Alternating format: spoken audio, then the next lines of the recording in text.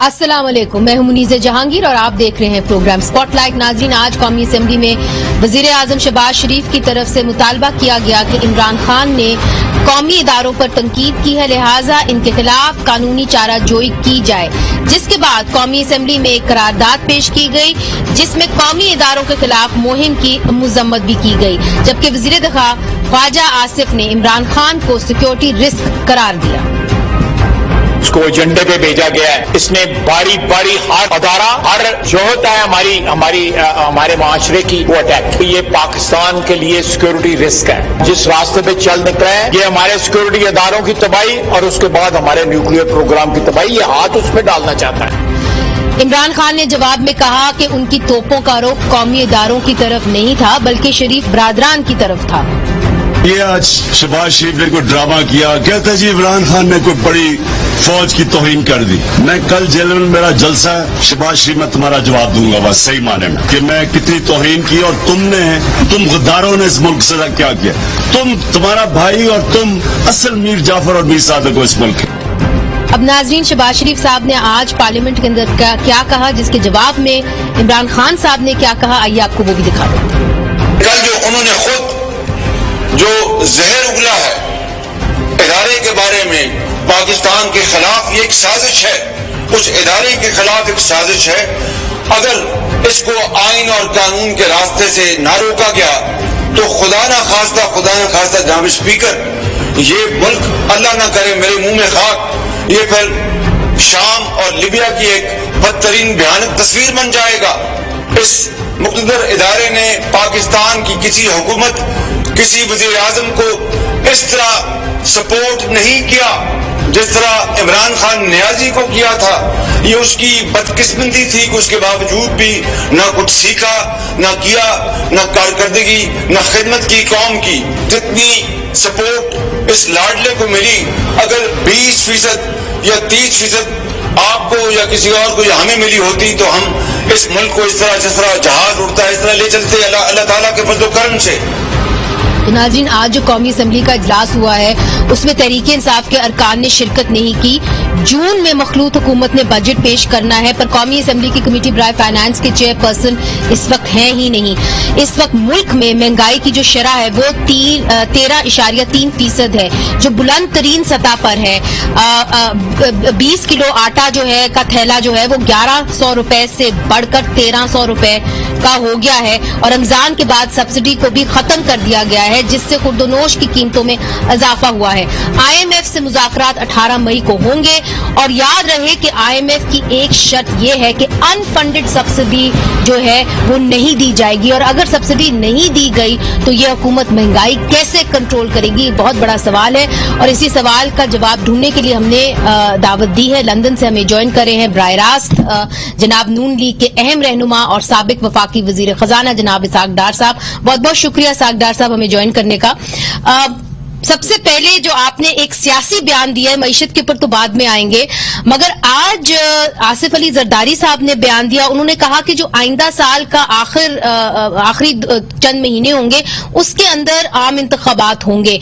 तो क्या वजह है कि आप ये कह चुके हैं कि जी हम जल्द से जल्द इंतखाबात चाहते हैं, मगर आसिफ अली जरदारी साहब ये कह रहे हैं कि जी हम अगले साल जो है इंतखाबात करेंगे, और फिर शाहिद खान अब्बासी साहब की भी स्टेटमेंट सामने कि जी ये असेंबलियां अपनी मुद्दत पूरी करेंगी।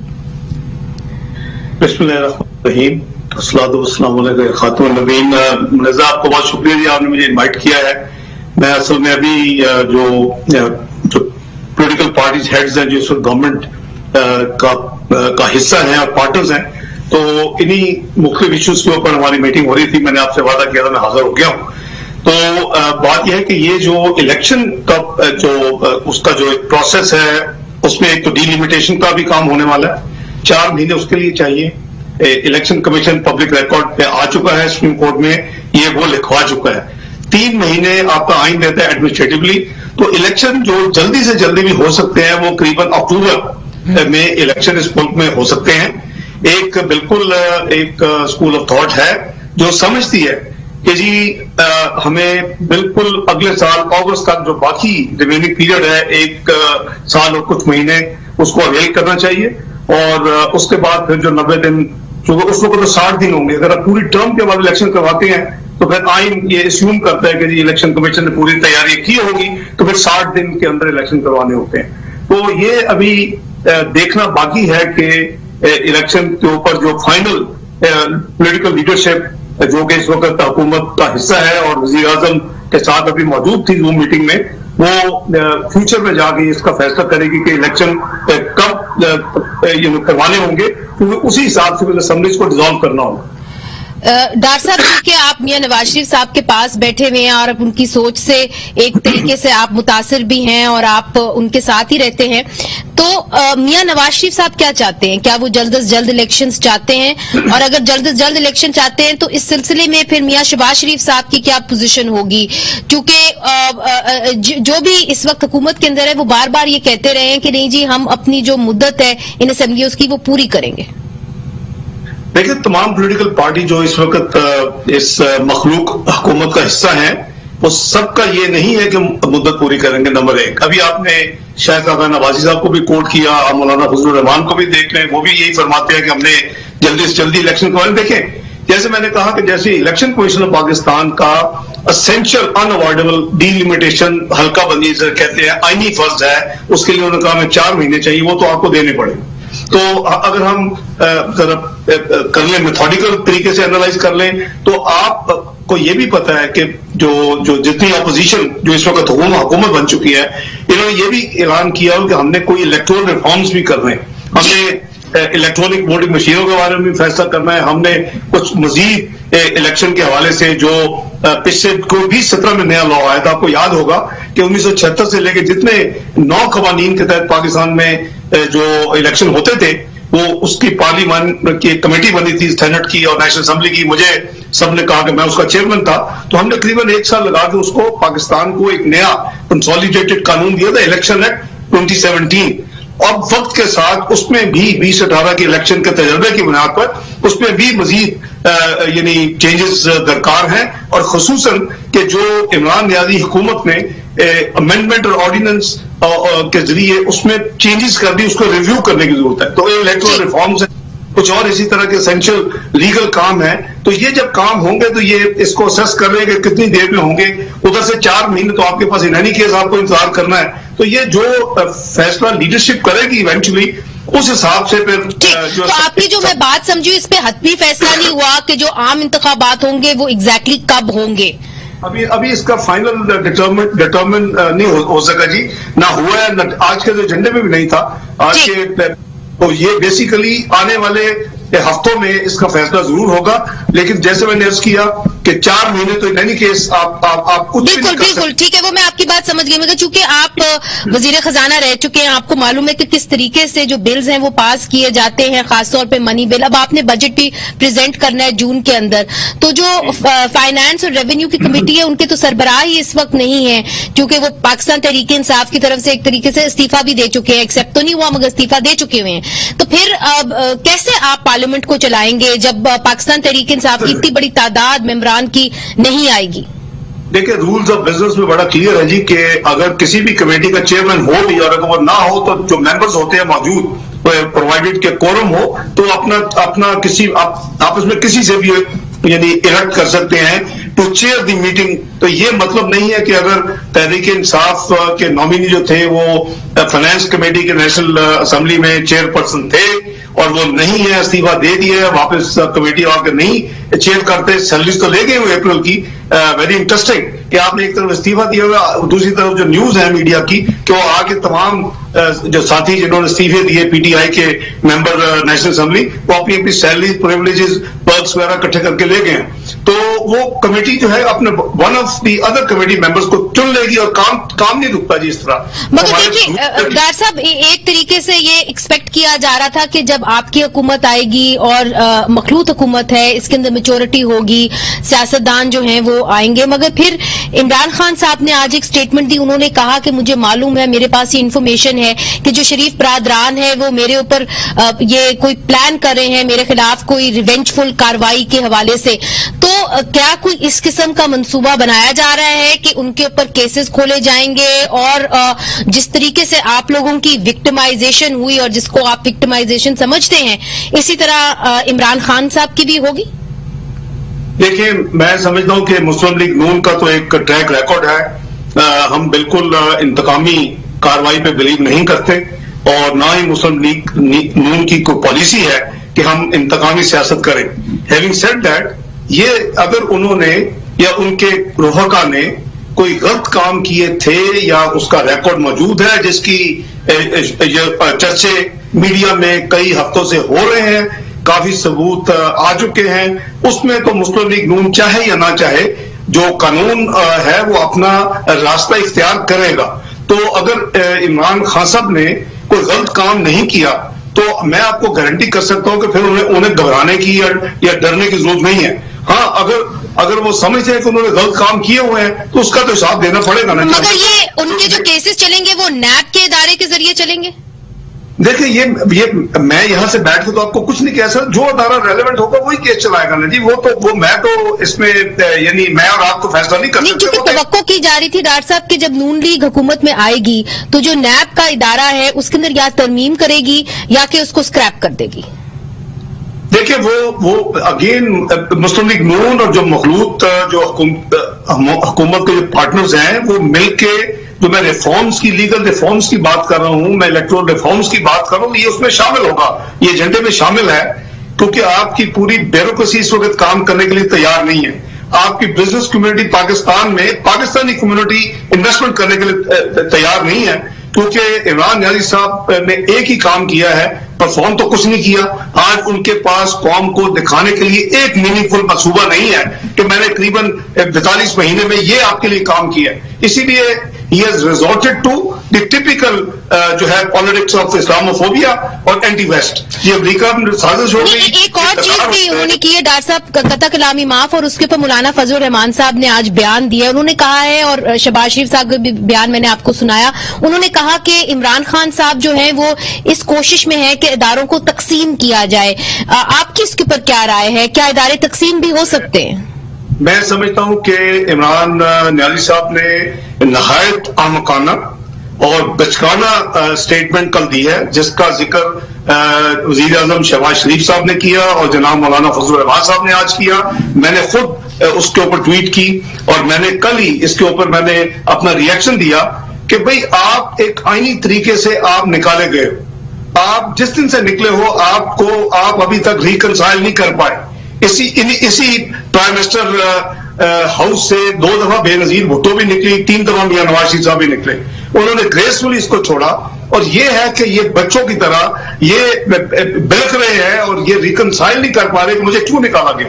آپ کے سامنے ہے کہ آئینی طریقہ استعمال ہوا، آپ ایک آئینی طریقے سے نکلے اور آپ کو چاہیے کہ آپ اپنی پرفارمنس لوگوں کو بتائیں. آپ کسی جلسے میں یہ نہیں سنیں گی کہ جی وہ یہ بتائیں لوگوں کو کہ میں نے آپ کے لیے یہ کیا 45 مہینے میں. وہ ایک ہی ان کا رٹ تھی کہ جی اپنا انتقامی سیاست اور مخالفین کے خلاف ایک انتقامی کاروائیاں، چاہے وہ رانا ثناء اللہ ہو، چاہے وہ حنیف عباسی ہو، چاہے وہ اسحاق ڈار کا پاسپورٹ کینسل کروانا ہو یا اس میں میڈیا ٹرائل کرنا ہو، یہ ساری چیزیں وہ کرتے رہے. ہیونگ سیڈ دیٹ، میں پھر ریپیٹ کر رہا ہوں، ان کی طرح کے گھٹیا حربوں پہ ہم بلیو نہیں کرتے اور نہیں کریں گے انشاءاللہ.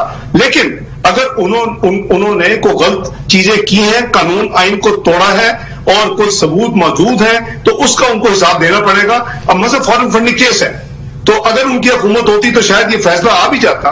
تو ایک وفاقی حکومت آئین کے تحت اس کا فرض ہے کہ اس فیصلے کو وہ گیزٹ کرے اور 15 دن کے اندر سپریم کورٹ میں بھیجے. تو وہ تو ہوتے تو وہ تو پرواہ نہیں کرتے تھے، نہ آئین کی، نہ قانون کی، نہ عدالتوں کی. تو یہ کام ہم اگر وہ فیصلہ آتا ہے تو میں سمجھتا ہوں کہ اس وقت جو وفاقی حکومت ہے اس کی ذمہ داری ہے کہ یعنی آئین اور قانون کا احترام کرتے ہوئے وہ ایکشن لیں. تو ان کو اپنی چیزوں، اپنی کمزوریوں کا پتہ ہے اور وہ میرا خیال ہے اسی وجہ سے چاہتے تھے. آپ کو پتا ہے کہ آج بھی وہ یہی کہتے ہیں فوری الیکشن کروائیں. اور بھائی کیا آپ جب الیکٹ ہوئے تھے تو آپ کا تو پروگرام 10 سال کا تھا آپ تو نہیں، یہ جو آپ نے بات کی وہ درست ہے 10 سال کی، مگر دیکھیے ڈاکٹر صاحب اب جو ساری نظریں ہیں قوم کی وہ اس مخلوط حکومت کے اوپر ہیں. آپ کی بڑی اہم میٹنگ ہوئی، بلاول بھٹو زرداری صاحب وہاں پہ آئے، آپ کی اور میاں نواز شریف صاحب کی، آپ نے چارٹر آف ڈیموکریسی کی بات کی، مساق جمہوریت کی بات کی. اس کی کن شقوں کے اوپر، یہ جو وقت ابھی بہت کم ہے، کن شقوں کے اوپر عمل درآمد آپ کر سکتے ہیں ان چند مہینوں کے اندر؟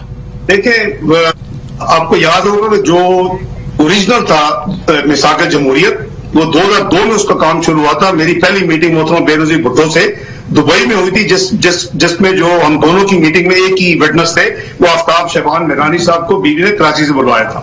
اور وہ ایکچولی اوریجنل مساق جمہوریت نہیں تھا، وہ کوڈ آف کنڈکٹ تھا کہ جی اگر ہم دونوں پارٹی جو ایک دوسرے کو بیک سٹیپ کرتی رہی ہیں، اگر ایک کوئی الیکٹ ہوتا ہے تو دوسرا اس کو بیک سٹیپ نہیں کرے گا. یہ اس کا جی بالکل، وہ تو سب کو ہم نے دکھایا، بار بار اس کے اوپر پروگرام بھی کیا، مگر اب آگے بڑھتے ہوئے ان چند مہینوں کے اوپر کس چیز کے اوپر عمل درآمد ہوگا؟ میں وہی ایکسپلین کر رہا ہوں. تو وہ ٹائم کے ساتھ ساتھ شروع میں چونکہ ایک چیپٹر تھا تو مجھے اور رضا روانی کی ڈیوٹی لگی. اس کے بعد ہم نے اس میں لیگل ریفارمز ڈال دیے. اس کے بعد ہم نے جو حلیہ بگاڑ دیا تھا اپنا ڈکٹیٹروں نے 1973 کے آئین کو، اس کو ریسٹور کرنے کے لیے کانسٹیٹیوشن ریفارم ڈال دیے. اس کے علاوہ ہم نے اس میں سول ملٹری ریلیشن ڈال دیے. اس کے علاوہ ہم نے تو یہ کام بڑھتا جا کے 2006 میں ختم ہوا. اور پھر ہمارا وہ جو سائن ہوا پیپلز پارٹی اور مسلم لیگ نون کے درمیان، تو پھر تمام پولیٹیکل پارٹیز کو اس کے بعد انوائٹ کیا گیا. نہیں، بڑا وہ واقعی میں بڑا اہم موقع تھا، مگر اب جبکہ اتنے سالوں بعد آپ کن چیزوں کے اوپر عمل درآمد کریں گے؟ کچھ کے اوپر ہوا، کچھ کے اوپر نہیں. ان چند مہینوں کے اندر، صرف ان چند مہینوں کا میں پوچھ رہی ہوں آپ سے. میں آپ کا جواب ہی دے رہا ہوں. تو اس میں عمران نیازی بھی موجود تھے جب ساری پولیٹیکل پارٹی تھے. He was part of that جو سیٹ اپ تھا اس وقت، جو ڈسکس ہوا، جو انڈورس ہوا. یہ جو اس میں کچھ چیزیں رہ چکی ہیں اس کو ریکنسیڈر کرنا ہے کہ وہ کیوں رہ گئی ہیں، کرنی ہے نہیں کرنی، بیکاز بہت وقت گزر چکا ہے. جی، اور 16 سال گزر چکے ہیں. حتمی فیصلہ کسی چیز کے اوپر ہوا؟ میں عرض کر رہا ہوں کہ جو انکمپلیٹ جو جن پہ عمل، مثلا کانسٹیٹیوشن کورٹ پہ کام نہیں ہوا، ٹروتھ اینڈ ریکنسیلیشن کمیشن مساق جمہوریت میں تھا، وہ آج تک نہیں اسٹیبلش ہو سکا. تو ہمیں جو باقی ریزیڈول چیزیں ہیں اس کو اب ریویو کرنا ہے کہ اس کی ضرورت ہے کہ نہیں ہے، اور کیا ہم نے وہ اپنا نیا جو مساق بنانے جانا ہے اس میں شامل کریں. نمبر 1. نمبر 2 کہ ود دس پروسیس کہ جو اب تک ہمارا تجربہ ہوا ہے 2006 کے بعد اب تک 16 سال میں، تو کوئی نئی چیزیں بھی ظاہر فلیگ ہوں گی اور وہ بھی اس میں ڈالی جائیں گی. تو اس کے اوپر ہم سٹڈی کر رہے ہیں. اسی طرح میں بھی کہ اس کا کنیکشن بن جائے چارٹر آف اکانومی، جو میں 2013 سے ہر سال یعنی پرپوز کرتا رہا ہوں. پی ٹی آئی نے اس میں بالکل کوآپریٹ نہیں کیا، نہیں بن سکا. تو یہ ساری چیزیں جو ہے نا، یہ سب براڈر ڈسکشن، یعنی کہ چارٹر آف اکانومی کے اوپر بھی بات ہوئی، مگر جو آپ نے اہم بات کی ہے کانسٹیٹیوشنل کورٹس بن سکتے ہیں، اس کا انیکشن بن سکتا ہے. یہ میری مگر ان چند مہینوں میں کانسٹیٹیوشنل کورٹس بن سکتے ہیں؟ نہیں، یہ تو کیا 2006 کا ایک دم سے فیصلہ امپلیمنٹ ہو گیا تھا؟ اس طرح نہیں ہے نا. You prepare a road map and takes time. 2 مہینے میں تو نہیں ہو سکتا. اس موجودہ حکومت سے، اس موجودہ جو سیٹ اپ میں چینج آئی ہے، اس موجودہ سیاسی صورتحال سے، اس کا لینا دینا امیڈیٹ نہیں ہے. یہ اس سے اوپر ہے. یہ ایک ٹھیک ہے، دس از اے ایوالونگ ڈاکیومنٹ. میں آپ کی بات سمجھ گئی ہوں، مگر چند مہینے ہیں اس کے اندر. ڈاکٹر صاحب آپ واپس آئیں گے، میاں نواز شریف صاحب واپس آئیں گے، یہ سوال بھی سامنے رکھنا ہے. پھر دوسرا یہ ہے کہ مہنگائی کو کیسے کم کرنا ہے ان چند مہینوں کے اندر. یہ سب سے بڑا سوال ہے جو عوام یہاں پہ کری ہے. یہ آپ سے پوچھوں گی چھوٹے سے وقفے کے بعد. ویلکم بیک ناظرین. ہمارے ساتھ ہیں نون لیگ کے اہم رہنما اور سابق وفاقی وزیر خزانہ اسحاق ڈار صاحب، اور براہ راست ہمیں لندن سے جوائن کر رہے ہیں. اسحاق ڈار صاحب، چونکہ میاں نواز شریف صاحب بھی لندن میں ہیں آپ کے ساتھ، تو پاسپورٹس بھی اب آپ دونوں کو ایشو ہو گئے ہیں. تو آپ کی روانگی کے کیا اس وقت پلانز ہیں؟ کیا آپ ویٹ کریں گے کہ جو کیسز ہیں ان کے اندر کوئی پیش رفت ہو، یا کہ آپ واپس جلد پاکستان آئیں گے؟ جی، میں آپ کو شاید معلوم ہوگا کہ نیوز تو بہت پہلے آ گئی تھی، لیکن صرف کوئی 3 دن ہوئے نہیں ہمیں پاسپورٹ ملے ہیں. 3-4 دن پہلے مجھے بھی اور میاں صاحب کو بھی. میری اپنی سروائیکل کی ہے، میاں صاحب کی میجر انٹروینشن ہے ہارٹ کی. تو جو میڈیکل کی کلیئرنس ملے گی انشاءاللہ ہم آئیں گے. لیکن ہماری वापसी जो अगर नहीं भी तो हम यहाँ से फुली पार्टिसिपेट कर रहे हैं, we are connected daily basis के ऊपर अपने जो हमारे साथी हैं उनके साथ जो भी सेशंस, मशावरत और फीडबैक तो वो सारी चल रही है जी। यही परसेप्शन है डॉक्टर साहब कि जो असल मईशत है वो आप ही चला रहे हैं और आप ही ज्यादा जो है सजेशंस वहां से लंदन से दे रहे हैं। तो फिर मुझे बताइए कि एक कैच 22 सिचुएशन में नून लीग है, क्योंकि इमरान खान साहब जो है वो पेट्रोल की और बिजली की कीमतें कम करके गए हैं। अब IMF की कंडीशन ये है कि जो भी सब्सिडीज जो है अनफंडेड सब्सिडीज हैं वो आपको खत्म करनी होगी अगर आपने IMF का जो नेक्स्ट ट्रांश है वो लेना है। तो फिर कैसे नून लीग जो है ये महंगाई को कम करेगी? आप क्या एडवाइस देंगे अपने फाइनेंस मिनिस्टर को? जी मैं 3-4 चीजें आपको करता हूँ। एक तो यह है कि बहुत ही पूरी नेगोशिएटेड प्रोग्राम था IMF का। अगर मुस्लिम लीग नून ने ये प्रोग्राम नेगोशिएट करना होता तो आई एम श्योर के डिफरेंट प्रोग्राम होता। हमने पाकिस्तान की तारीख में वन एंड ओनली प्रोग्राम जो हुआ, जो कंप्लीट हुआ, 12 रिफॉर्म्स लेवल डिलीवर हुए और पहली दफा पाकिस्तान की तारीख में उसको दुनिया ने अप्रिशिएट किया कि मुकम्मल किए गए सारी कमिटमेंट्स। मगर सर अब आप क्या करेंगे? इसलिए चूंकि वक्त की किल्लत होती है और लोगों की नजरें आप लोगों के ऊपर टिकी हुई है कि महंगाई कैसे कम करेंगे। मैं वही मैं अर्ज कर रहा हूँ ना जी। अब महंगाई को देखिए, कोई स्विच ऑन तो है नहीं, पर you have to reverse your, आपको अपनी पॉलिसीज को रिवर्स करना होगा। आपको ये सबसे पहले एनालाइज करना होगा कि जी ये महंगाई हुई क्यों है। ये महंगाई जो थी ये मैन मेड क्राइसिस पिछली हुकूमत ने किया है। ये कोविड से पहले इकोनॉमी को ग्राउंड कर दिया था। दूसरे साल में पाकिस्तान की GDP 1952 के बाद कोविड से पहले -1% है। $51 बिलियन का नुकसान। We accept all of that. वो पहले भी आपने अपने प्रोग्राम्स में इसका जिक्र किया, मगर स्पेसिफिकली लोग जानना चाहेंगे, चूंकि आप फाइनेंस मिनिस्टर भी रह चुके हैं, कि क्या आप जो पेट्रोल की कीमतें हैं, बिजली की कीमतें हैं, उनके अंदर इजाफा आपको करना पड़ेगा अगर IMF के प्रोग्राम के साथ रहना है? क्या करेगी नून लीग की हुकूमत? देखिए, सबसे पहले तो ये है कि हम आगे महंगाई को, जिसे कहते हैं ना, बंद बांध रहे हैं, मजीद महंगाई ना हो। जो हर महीने कीमतें बढ़ती थी, अभी आपने इंट्रो में भी कहा था जी आटा 1300 हो रहा है। हम ऑलरेडी प्लान कर रहे हैं कि हम पंजाब में मोस्ट लाइकली कल जो है वो वहां की उसकी अपनी एडमिनिस्ट्रेशन और चीफ मिनिस्टर लीड करेंगे, वो इसकी एक कीमत रखेंगे गालबन 1000 रुपए के करीब। और इसी तरह खैबर पख्तूनख्वा में कल बिशाम में प्राइम मिनिस्टर शहबाज शरीफ अनाउंस कर चुके हैं कि अगर वजीर आला KP नहीं कीमत कम करेंगे और सब उसको नहीं सब्सिडाइज करेंगे। देखे, रोटी तो आटा तो हर एक को चाहिए ना खाने के लिए, और ये महंगाई जिसकी जिम्मेदार हुकूमत है, एक ग्रुप ऑफ इंडिविजुअल्स थे जिनकी ना कॉन्फिडेंस थी, जिनकी मिस गवर्नेंस थी, जिनकी पॉलिसी फेलियर थी, चाहे वो मॉनेटरी पॉलिसी हो, फिस्कल पॉलिसी हो। ये उसका नतीजा है कि आप सबसे पहला उसका जो मदर ऑफ इकोनॉमिक ईवल थे वो रुपया को खुला छोड़ना था। और वो रुपया जो उन्होंने 122 रुपए पे 123 रुपए पे टेक ओवर किया जब हुकूमत आई, तो उसको उन्होंने जाके फ्री फॉल छोड़ दिया। वो ठीक है, वो आपकी स्टेटेड पोजीशन है, मगर इसाक डार साहब, इस पर आप क्या करेंगे कि जो IMF ने एक अपना जो स्टेटमेंट दिया उसके अंदर भी उन्होंने कहा है, we agreed that prompt action is needed to reverse the unfunded subsidies which have slowed discussion for the 7th review. ये उन्होंने जो मिफ्ता इस्माइल के साथ मीटिंग हुई उसके बाद उन्होंने ये प्रेस रिलीज की है। तो फिर आपको जो सब्सिडी दी गई है खान साहब की गवर्नमेंट ने, वो तो आपको वापस लेनी होगी according to the new IMF condition. दो चीजें हैं। ये उसी तरह का मुश्किल सवाल है कि क्या हमें इमरान खान जो अपने पांव पे शूट कर चुका था और गिर रहा था, क्या हमें वो उसको पाकिस्तान को मजीद तबाही करने देते और हम उसको मजीद 1.5 साल चलने देते, या उसको हम निकालते जो हमने निकाला है? ये इस सब्सिडी और इस महंगाई की भी वही इस वक्त हालत है कि जब वो जा रहे थे तो उन्होंने ये एक लैंड माइन जानबूझ के खड़ी की। ना सिर्फ ये जी, मगर अब आप आगे कैसे बढ़ेंगे? I mean, लोग सब आपकी तरफ देख रहे हैं। वो उन्होंने 10 रुपए कम कर दी ताकि जो आने वाले उनको मजीद प्रॉब्लम हो। अब हम ये देख रहे हैं कि जी करीबन 100 बिलियन पर मंथ, 70 बिलियन जो है अप्रैल में सब्सिडी जो देनी पड़ी, जो वो कर गए। उसके बाद आज इस महीने में कोई 118 बिलियन होगी, अगले महीने में फिर 118। इसको आज हमारी मेन फोकस जो था डिस्कशन का यही था। और इस पे हम देख रहे हैं कि क्या लोगों के ऊपर ये बोझ डाला जा सकता है। उनका तो कसूर नहीं है कि पाकिस्तान की मईशत को जो तबाह किया पिछली हुकूमत ने, उनका तो कसूर नहीं है कि 189 का। नहीं, आप बिल्कुल दुरुस्त कह रहे हैं, मगर फिर IMF के प्रोग्राम का क्या करेंगे सर?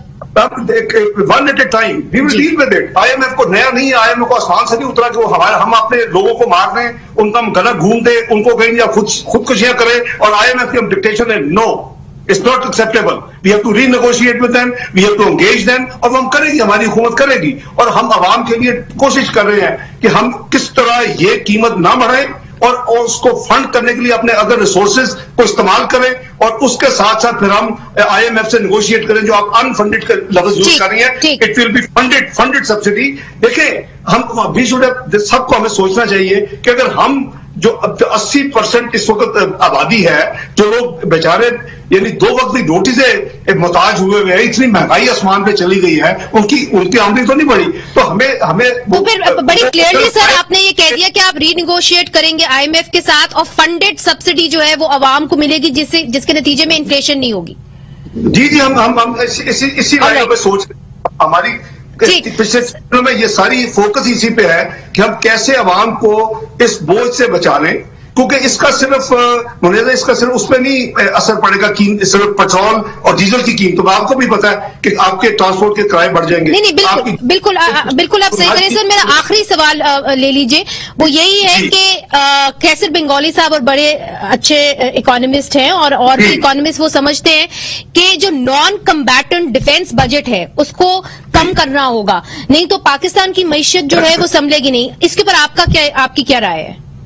देखिए, अभी तो उनका ऑलरेडी बजट जो है कम हो चुका है। आप कहेंगे वो कैसे?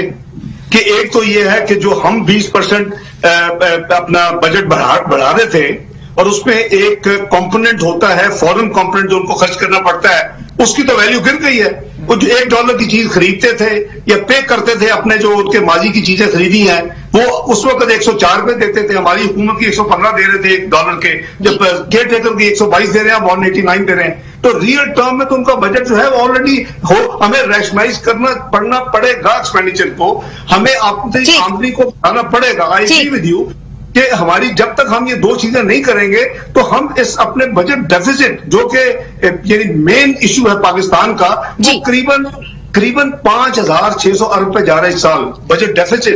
आप कैन यू इमेजिन कि ये आपको 2-3 साल पिछली हुकूमतों में हमारी मिलाए तो फिर इतना बजट डेफिसिट होता था। तो आप अग्री करते हैं कैसर बंगाली साहब से? नहीं, मैं कहता हूँ कि मैं नहीं एग्री करता कि ऑलरेडी कट हो चुका है। ठीक, ऑलरेडी जो रियल वैल्यू है वो उसमें कमी आ चुकी है। हमें अपने रेवेन्यू को बढ़ाना पड़ेगा, हमें अपने दूसरे एक्सपेंडिचर को रैशनलाइज करना। That is a very sir I am so sorry, I have to leave it there. बहुत बहुत शुक्रिया। लास्ट वर्ड अपना कह दीजिए, last sentence ji. One word, हमारी मॉनेटरी पॉलिसी का फेलियर। आज हमें 6.25% मुस्लिम इन्होंने 13.5% में जाके कोविड से 7%, वापस 12.5%, 1% 250 अरब रुपया पाकिस्तान का बचाता है, 1%। तो हमें अपनी मॉनेटरी पॉलिसी को ठीक करना पड़ेगा। ना ये बिजनेस अफोर्ड कर सकता है, ना पाकिस्तान की हुकूमत पाकिस्तान बजट अफोर्ड कर सकता है। बहुत शुक्रिया, बहुत शुक्रिया डार साहब। It's always a pleasure having you, a great honour to have you. And Dar साहब जिस तरह कह रहे थे, नाजरीन, पाकिस्तान की जो मईशत है कोई हलवा नहीं है, बहुत बड़ा चैलेंज है। डार साहब ये कह रहे थे कि सब्सिडी जो है उसको वापस नहीं लिया जाएगा, फंडेड सब्सिडी दी जाएगी और IMF के साथ निगोशिएट किया जाएगा। ये हो भी पाएगा कि नहीं, ये देखना अभी बाकी है। इधर एक वक्फा लेते हैं और वक्फे के बाद हम आपको एक ट्रिब्यूट जो है हम पेश करना चाहते हैं खालिद हमीद फारूकी, जो हमारे कॉलीग, हमारे सहाफी हैं, उनके हवाले से, ब्रेक के बाद।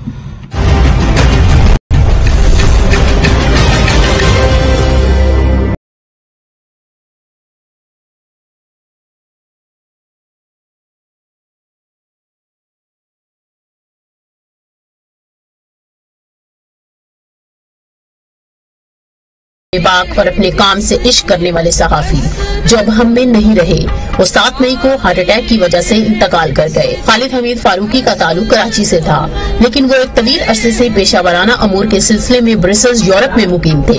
पाकिस्तान की तरफ से वो वाहिद सहाफी थे जो यूक्रेन में जंग की कवरेज के लिए भी गए, ताकि लोगों के सामने जमीनी हकाइक पेश किए जा सके। इस वक्त कीव में क्या माहौल है?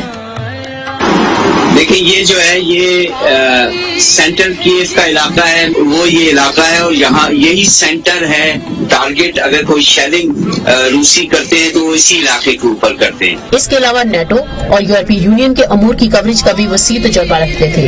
وہ انٹرنیشنل پروگریسو تھاٹس تنظیم کے بانی بھی تھے. اس پلیٹ فارم سے 2021 میں ایک میموریل لیکچر کا اہتمام یورپین پریس کلب برسلز میں کیا گیا، جس کا موضوع تھا ویمن امپاورمنٹ ان پاکستان.